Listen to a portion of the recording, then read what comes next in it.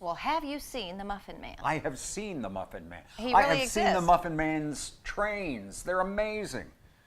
Okay, that's his name then. So, well, that's his nickname. If you get out his driver's license, it doesn't say Muffin. Spoiler alert. Okay.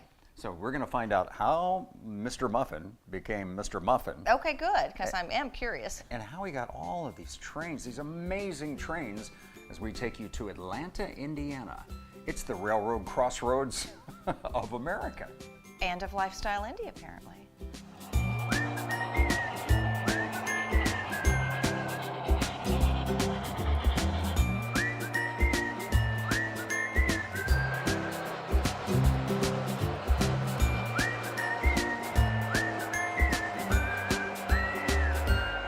Your background with trains starts like it does with a lot of people. You were collecting this in a basement. Yeah, collecting it in a basement and going down every day and playing with it a little bit to kind of get away from my job. About 15 years ago, I came down with colon cancer, and it was a touch and go. So you technically die on the operating table, and your near-death experience is train-related. Well, it was. I mean, because I got so much trains in my history, you know, my near-death experience ended up with me landing in a train car, on my way to heaven. And the messenger brought a train car to make me comfortable, is what he told me. But the surgeon I had was very talented, and they were able to bring me back, pull me away from the bright light in the doorway, and bring me back. But so it's, you know, trains have been a hobby of mine for a long time. I worked in the toy and hobby shop in Broderville, Ed Schock's Toy and Hobby, when I was like 14 years old. So I've been around the hobby my whole life. And so from that point then, it does become a business, and now you're one of the biggest train sellers in the country. Isn't it crazy? Yeah, it was all about, let's take my trains and put them in a public place where people can enjoy them, instead of having them hidden in a basement somewhere. And we started that in Carmel 8 years ago. We came to Atlanta, Indiana, little tiny town, 2 block long. With a train track. With a train track, right in the middle, nickel plate Heritage Railroads right here. This is our 5th public layout. It's our biggest for sure. We have over 6,000 trains in this building. So the business involves this place that people come, say, on Saturday and watch you run all these, you know, awesome train layouts. And then a couple of doors down is where people actually can buy the trains, and they can do that online too. Yeah, and do that for themselves, right? But the majority of the people that come here to enjoy the trains here at Mr. Muffin's Trains don't buy anything.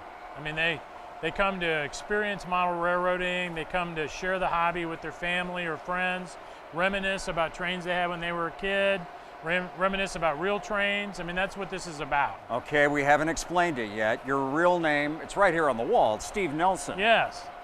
What's the deal with Mr. Muffin? Well, you know, when my kids were little, I would make up jokes, and they were about the muffins.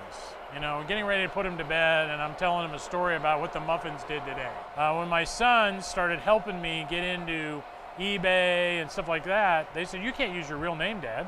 And so they just typed in Mr. Muffin's Trains. They're your trains. That's who you are. That became my online persona. And the business is built around that and has done pretty well. Yeah, we've done okay. So, you know, we're a player in the industry. I mean, model railroading is still the largest hobby in the U.S. on a wholesale dollar basis. Bigger than rockets. It's bigger than anything.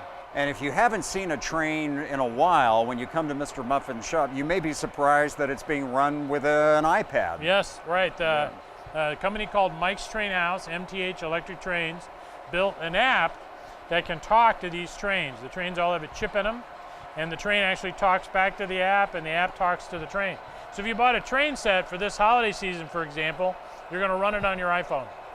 That's crazy. That's how it comes, yeah. So it's a very popular old hobby that is making some adjustments for modern technology. Well, and obviously too. the kids are really comfortable with it. I mean, you show a young man or a young lady how to turn on one of these trains on the iPad, I mean, they don't need a lot of help. All aboard? They're ready to go. Swipe right?